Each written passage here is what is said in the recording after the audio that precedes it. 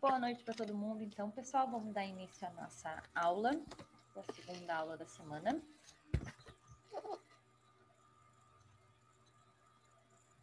Antes de começar com o nosso assunto de hoje, alguém aí do... Deixa eu fechar aqui. Alguém aqui da sala não fez a primeira avaliação na sexta-feira passada, dia 11? Todo mundo fez? Então tá.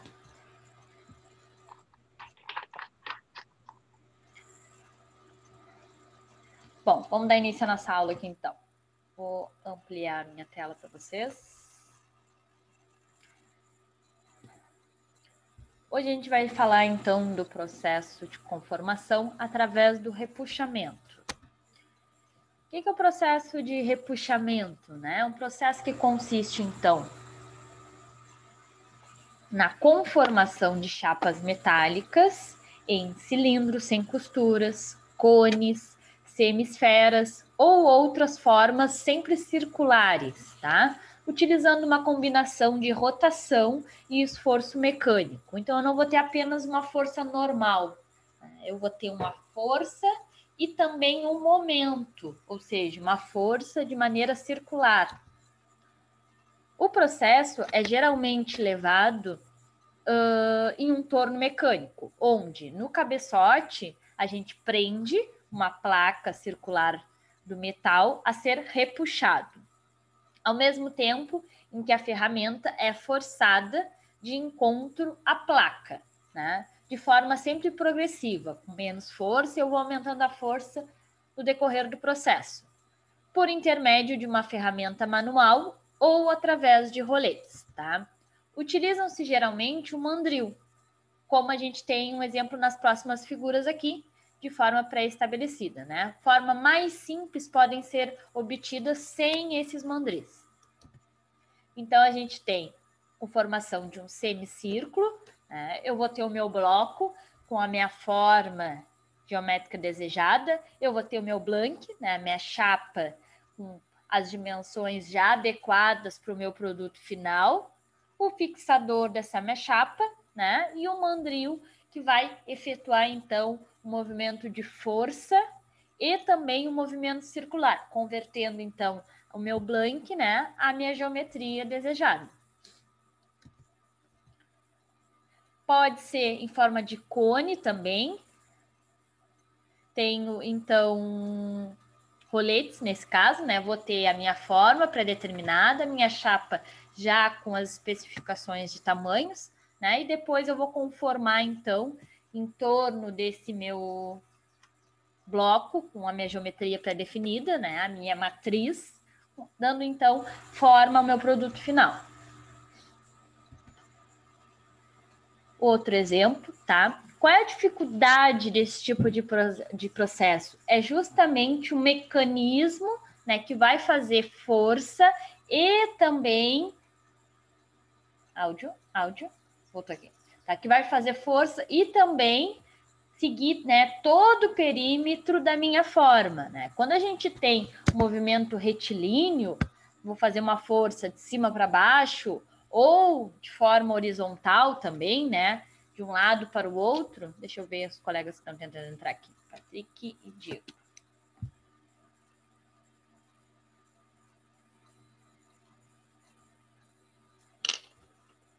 É mais fácil de se projetar, então, esses mecanismos, né? Com uma força normal, retilínea, seja vertical ou seja horizontal, né? Como eu tenho que fazer todo o entorno da minha peça, né? Eu tenho que pensar, então, em todo o mecanismo que vai fazer a circulação da minha peça, né? Vai lá suprir todo o meu perímetro.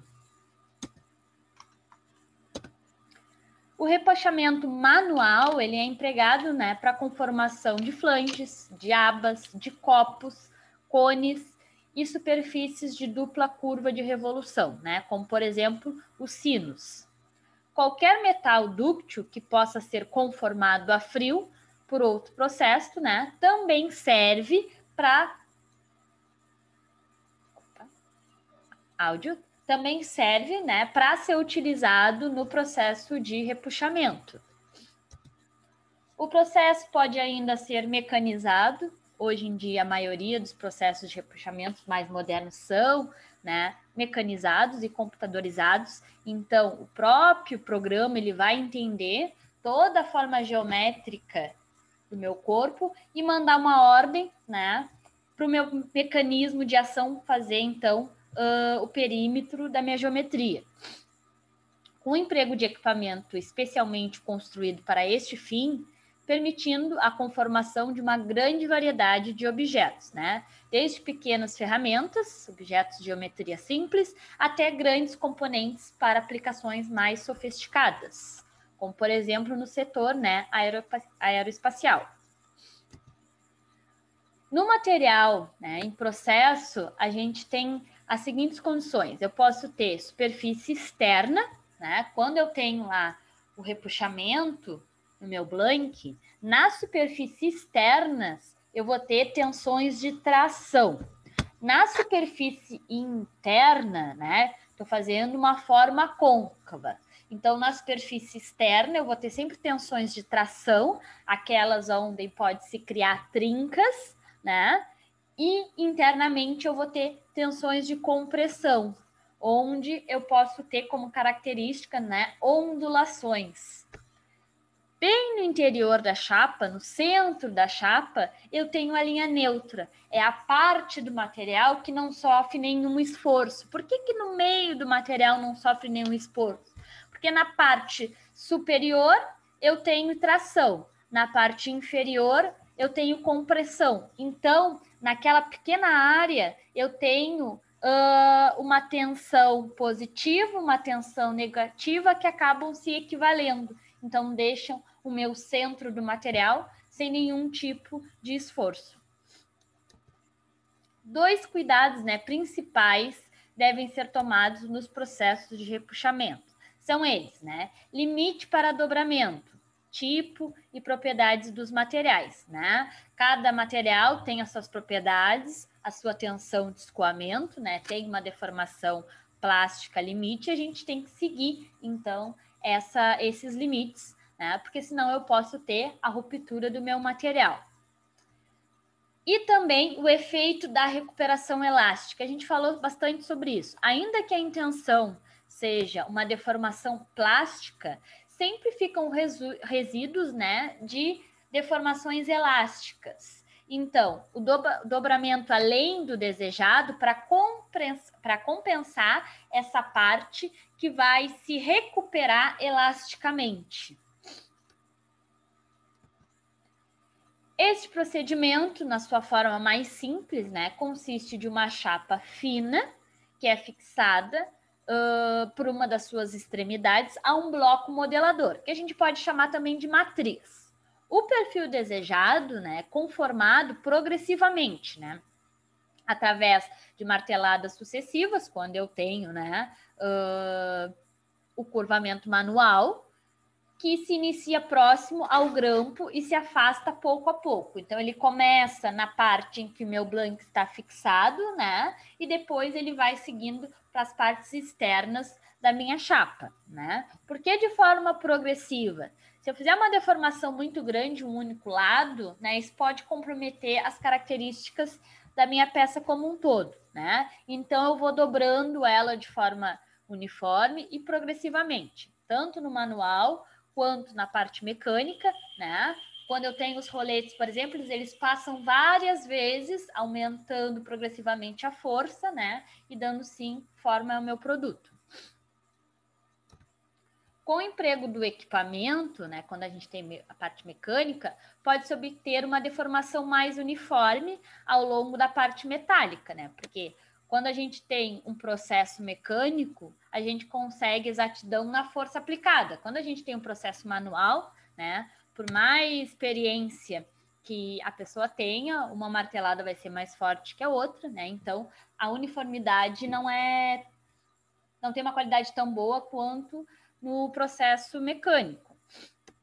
A gente tem uma figura, então, da modelagem também para o rolamento, né? Só que em vez de ser fixada no centro da minha chapa, eu tenho ela fixada em uma extremidade, né? Forço a passagem dela pelos meus roletes, né? E ele vai criando a forma, então, do meu bloco do modelador, da minha matriz, tá? Esse tipo de processo aqui, ele não consegue trabalhar com espessuras de chapas, tá? Muito grandes. Eu trabalho sempre com chapas finas, né? Os esforços nesse tipo de processo são baixos, as forças são baixas. Então, se eu tenho chapas com espessuras muito grandes, elas não vão ser bem deformadas, tá? Nesse processo aqui em que eu forço o material, a passagem pelo rolete, não. Quando eu fixo o meu blank no meio e o meu rolete passa pelo meu material, nesse caso aqui em específico, eu trabalho com chapas mais finas ainda. Com chapas mais espessas, eu não conseguiria a conformação desejada. Aqui é uma imagem 3D, né? Natália, uma pergunta. Oi.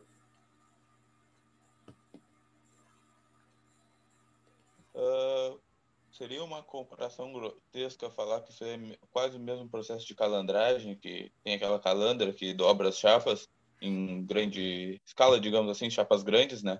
Calandragem, ou é totalmente diferente? Calandragem entra dentro de dobramento.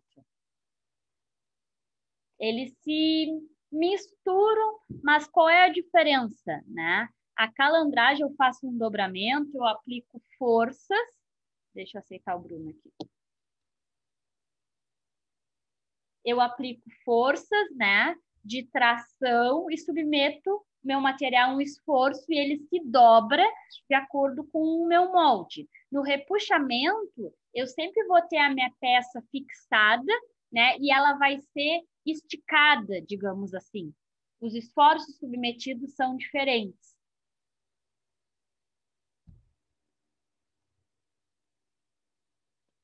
Certo? Tá. Então não podemos comparar ela, então seria dois esforços totalmente diferentes. São diferentes, né? Não são tão diferentes porque, por exemplo, a estampagem, ela aplica só uma força normal, ou seja, uma força retilínea, que vai fazer com que a minha chapa seja deformada plasticamente, né? No dobramento, eu não tenho esforço só normal. Eu posso ter, por exemplo, flexão, tá? Então, eu vou fazer a flexão da minha chapa e deixar ela no formato de semicírculo. Um formato de semicírculo eu posso fazer pelos dois processos, né? Ou por calandragem ou por repuxamento. Conseguiria, desde que eu esteja trabalhando com chapas pouco espessas, pelos dois métodos, né? Só que o que eu tenho de diferença? Deixa eu aceitar o Fernando. No processo de dobramento, eu consigo trabalhar com espessuras de chapas mais largas. No repuxamento, não, tá? No dobramento, eu tenho esforços não só normais, tenho esforços de flexão, né? Eu vou ter uma força, ela vai flexionar a minha chapa, né? Mas eu vou ter uma pressão do meu pulsão e da minha matriz, né? Enquanto no repuxamento, eu sempre tenho que ter a fixação da minha chapa. E ela dobra pelo esforço de repuxar, e não uma força submetida nela em cima, propriamente dita. Certo? Tá bem, entendi. Obrigado. Tenho algumas ferramentas que eu posso fazer o repuxamento manual. Conformação, né, por embrulho. Nesse processo, a chapa ela é comprimida contra um bloco modelador, né, uma matriz, e ao mesmo tempo é submetida a uma tensão longitudinal de tração, que tem por dois objetivos, né, evitar a formação de rugas e ondulações na minha superfície. Um exemplo simples desse processo é o bobinamento, né, em que uma mola em um torno de um mandril, né? Acontece, então, o estiramento por tração de seções curvas e um caso especial, né, de conformação por embrulho, né? Então, é parecido com o meu estiramento quando eu quero fazer a deformação, né? Só que eu estou fazendo a bobinagem também da minha matéria-prima.